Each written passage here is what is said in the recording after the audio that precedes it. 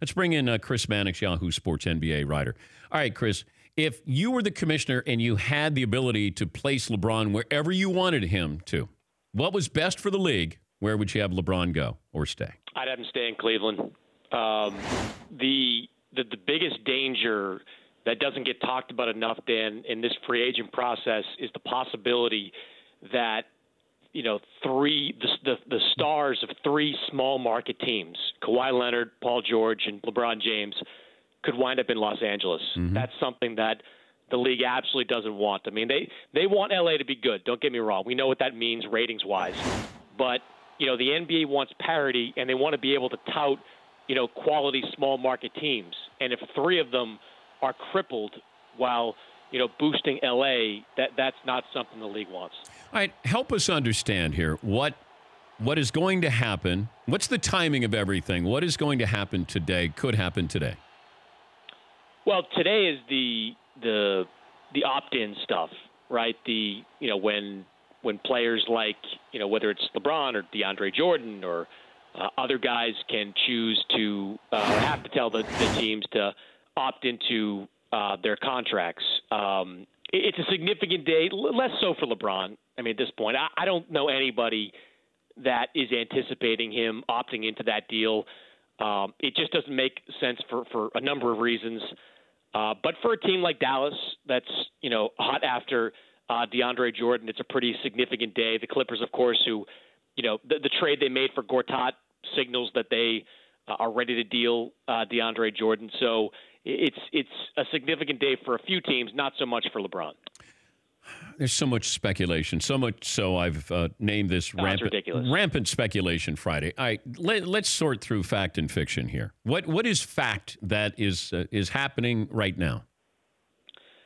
Well, one fact I know is that San Antonio is not limiting the Kawhi Leonard stuff to a team in the Eastern Conference. They're not cutting off half the league just to move Kawhi Leonard out of conference. So the Lakers are in the mix. We know as well that it is, I would say, extremely unlikely that LeBron James is willing to be first man in Los Angeles. The last thing, and I wrote this last night, Dan, the last thing LeBron wants to do is go to L.A. and, be a hall monitor for rap battles out there between, Lonzo and Kyle Kuzma. I mean, he wants somebody else. But the likelihood of Kawhi Leonard being dealt in the next 48 hours, I think, is extremely low. The Spurs, they're not on an artificial deadline here. I think they've resigned themselves to the fact that they have to deal Kawhi, and any suggestion otherwise, I think, is wrong. But, the value of Kawhi Leonard to other teams like Boston, like Philadelphia, that doesn't go down July 8th, July 15th. That doesn't go down, frankly, September 1st. So the Lakers are going to be extremely aggressive over these next few days trying to land Kawhi. But barring a offer that resembles, what the Nets gave Boston, back in 2012, whatever it was, I don't think Kawhi gets dealt, and I think it becomes even more problematic for LeBron. What about Paul George? I know you're in Oklahoma City today. Yeah. Look, I would never describe an Oklahoma City team, which is among the more paranoid in the league, for good reason, by the way. I mean, they've been, left at the altar far too many times over the years. I would never describe them as confident, but this is a franchise that's extremely comfortable with where they stand with Paul George. I mean, throughout this process, the last, couple of months, since the season ended, they have had an ongoing dialogue with Paul George, with his team, a transparent process, and they really believe that they're more than just in the mix.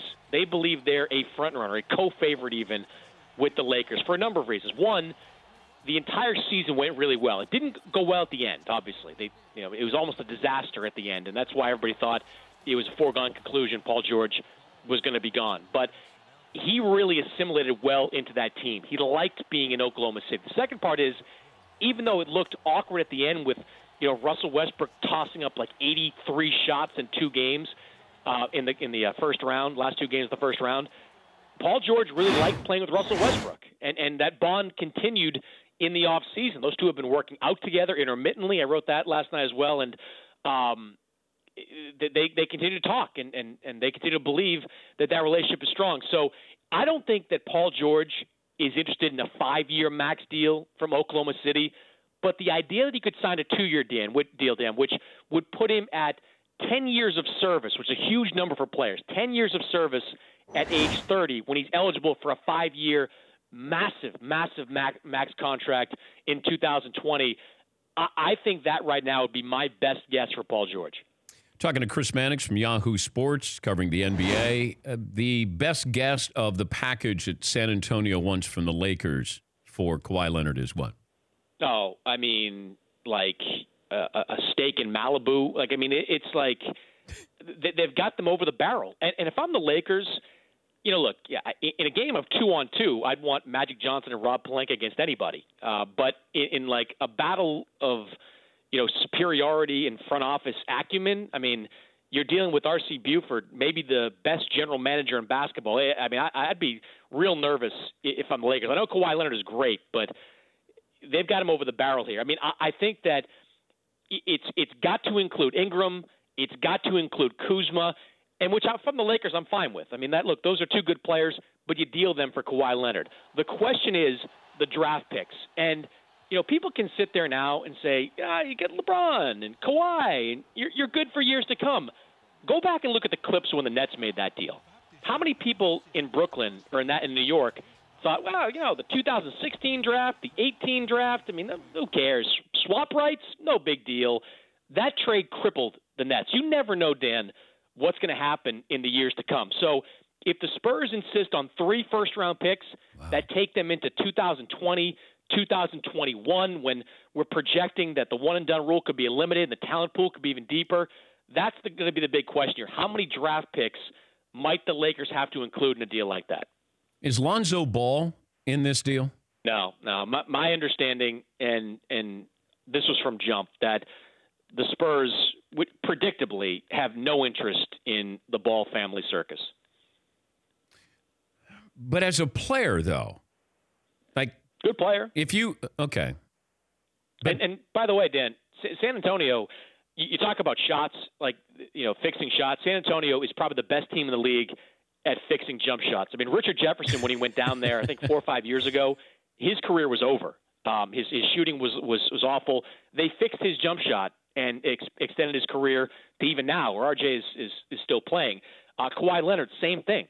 Came out of San Diego State with a broken jump shot, was not a three-point shooter. Now he's arguably a top 3 or 4 three-point shooter in the NBA. If there's a team in the league that you would want to put Lonzo in front of in terms of fixing his jump shot, it's San Antonio. But they just don't have – I mean, it's San Antonio. I mean, it's not surprising. I don't think you need your reporting on this to know that they wouldn't want LeVar down there. But it's just not on their radar right now. But, okay, then why – they wouldn't be afraid of Markelle Fultz then, trading for him or including him in a package with the 76ers. Yeah, but that's different. I mean, look, they could fix Fultz. Like, it's not just about, Fultz doesn't bring, the traveling circus with him. He doesn't bring daily. The Spurs don't like the spotlight. I mean, when people that talk to people in the Spurs front office, the last couple of months, they describe them as extremely uncomfortable with all this. I mean, they don't go through drama like this in San Antonio. They have to now because Kawhi's forced their hand and this is where they're at. But the idea that San Antonio would want to be responding daily, weekly, monthly to something LeVar said about, minutes and playing behind Dejounte Murray or, Tony Parker and he's overrated. I mean, that kind of stuff just it's not going to work for San Antonio. Fultz is almost a challenge, I think, to the Spurs. Fixing him, I think, is almost in their wheelhouse. Dealing with Lonzo and what comes with him is not. All right. I'll leave you with this, or you can leave us with this. By July 4th, tell me where Kawhi is, where Paul George is, where LeBron James is. Oh, man. And a lot of this is just guesswork, to be honest, with LeBron, because it's hard with him. But by July 4th, I'm going to say that Kawhi Leonard's still a Spur, Paul George is still a free agent, and LeBron's still a free agent. I think this process goes well past the 4th of July. Okay, by the end of July. Okay. I tried to. Yeah, I know you did. There. By the end of July. I do think that Paul George back in Oklahoma City, short-term deal, is the most likely play. I think Kawhi by the end of July. I think Kawhi could be a Laker, but I don't think it happens fast enough for LeBron to sign there outright. By the end of July, I'm just going to say LeBron's back in Cleveland on a short-term deal. Whoa. I just, one thing I don't really understand right now is why there's not a lot of buzz around Houston. I mean, you don't hear that a lot. I mean, the Rockets, Dan, would seem to be kind of the organic fit. They're a 65-win team. LeBron's best NBA friend now, one of his best NBA friends, Chris Paul, is there. The MVP is there. He claims he wants to win championships. Does he just not want to live in the city of Houston? Does his family not want to live in the city of Houston? It surprises me that we're not hearing as much about that. But the other thing you have to remember, I'll say this quickly, Dan, the teams are not going to be willing – the type of contract LeBron wants is big in this process. Teams are not going to be willing to, just completely blow up their rosters for LeBron to sign 1+1s. If that's the case and he's still looking at the summer of 2019, the only team out there that might be willing to do that is Cleveland because he's got them – he's got that situation wired. So yeah. I'm going to say back in Cleveland for one more year. Yeah, all right. So somebody's joined me. There's plenty of room still available with that possibility. Oh, we're on the same team here? Well, I've been saying all along that he stays in Cleveland. Should go to Utah. Big opportunity there. To play with Ricky Rubio? I mean, yep. No pressure with the ball in your hand. Maybe LeBron can learn something from Ricky Rubio?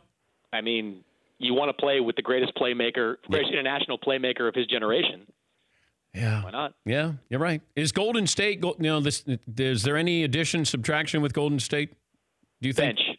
Oh, okay. No, but big-time bench overhaul. I mean, I think we've talked about this, but the one area that the way Golden State feels that they can provide some juice, in addition to wanting to overhaul that bench, but providing some juice in that locker room and getting them through what's going to be a monotonous regular season next year. God, I can't imagine that team going through the motions in February in Sacramento.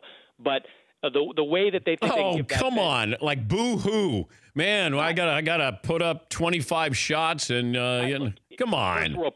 First world problems. That's rich people. That's rich people problems right there. But the way they see it is like finding the 2018 version of David West, the 33-year-old ring chaser, and adding some young punch to that Trevor roster. Ariza. I want Trevor Ariza if I'm Golden State. Wants Trevor Ariza. I know. I love Trevor Ariza. I think a little outside their price range. All right. Have a great weekend. Thank you, Chris. Thank you, Dan. That's Chris Mannix, Yahoo Sports NBA writer. For more Dan Patrick Show, tune to Audience Channel 239 on DirecTV or download the Dan Patrick Show app.